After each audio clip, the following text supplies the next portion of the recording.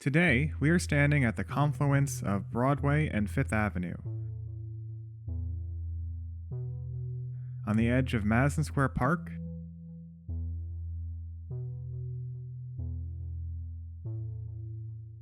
and in the shadow of the Flatiron Building.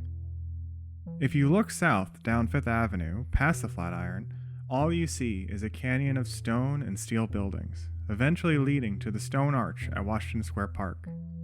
However, if you stood on this spot in 1609, you would instead see trees lining the banks of a small stream.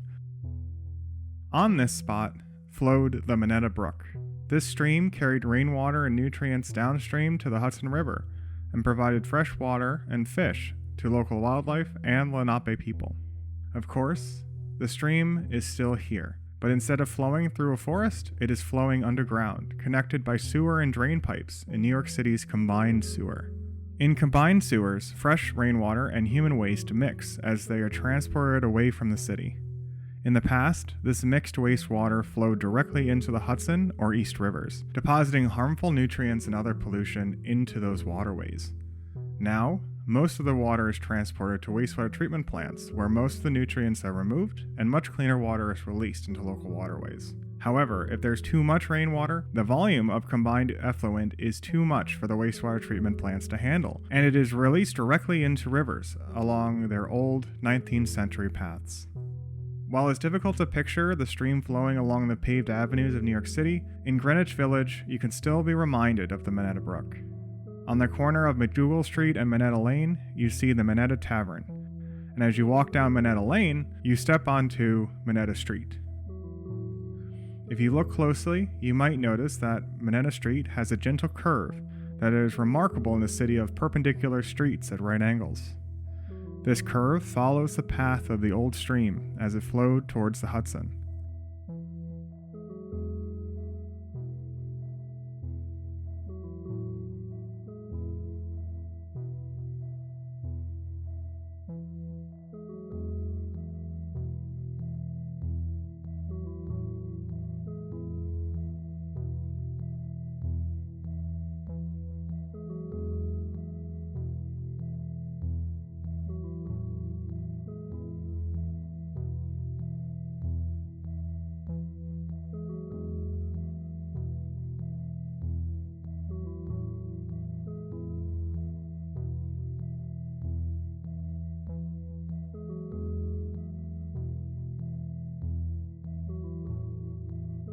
At the end of Minetta Street, there is a park that has a small fish mural commemorating the stream that used to flow along this part of the island.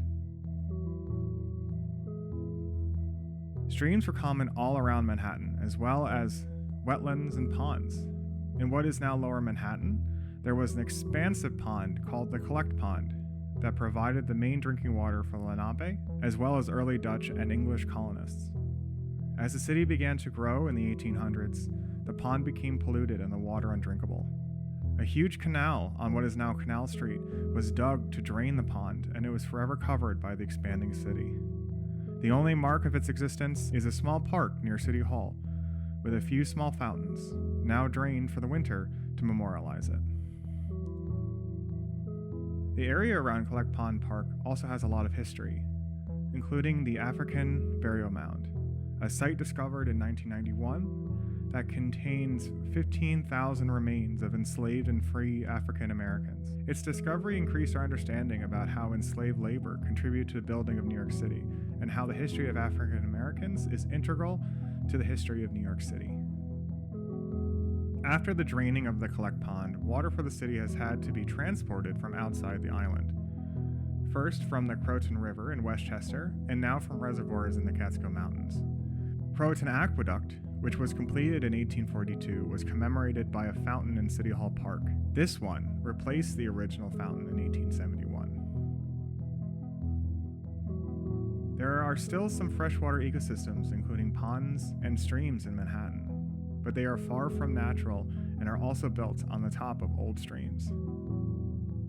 At the northeast end of Central Park, on top of what used to be the downstream portion of the Harlem Creek, is the Harlem Mere.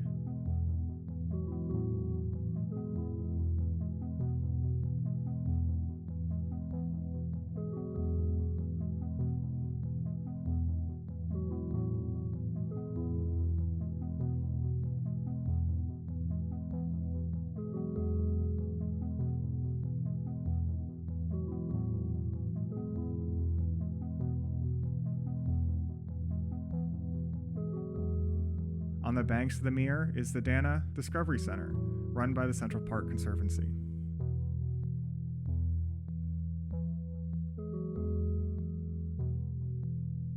As we move upstream, we encounter what looks like a beautiful babbling brook. Is this the Harlem Creek? I'm afraid not. Much like the rest of Central Park, this stream, called the Loch, was intentionally built to connect the pool with the Harlem Mere. That while it is fed by a natural water source called Montaigne's Rivulet, it was designed by Olmsted and Vaux to emulate a natural watercourse in the center of New York City. It's a bit tragic that while we can see this artificial stream flowing through the park, the natural streams all over Manhattan are forever buried beneath our feet.